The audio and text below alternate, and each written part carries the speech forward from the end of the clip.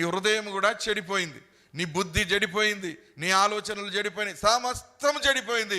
ఇక నీకు సంతోషం నీ జీవితంలో లేదు, ఇక నీకు రాదు. ఎందుకు? నువ్వు దేవునికి వ్యతిరేకంగా పాపం చేసి ఉన్నావు.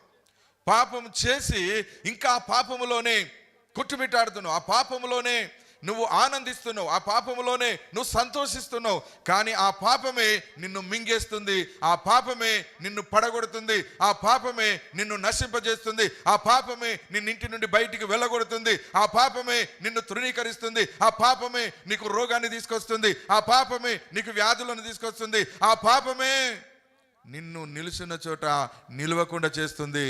ఎవడు తరమకుండానే దుష్టుడు పారిపోవును అంటున్నాడు దేవుడు. నీలో ఎప్పుడైతే దుష్టత్వం వస్తుందో అప్పుడు నీ అంతటా నీవే పారిపోతావు. నిన్నెవ్వడు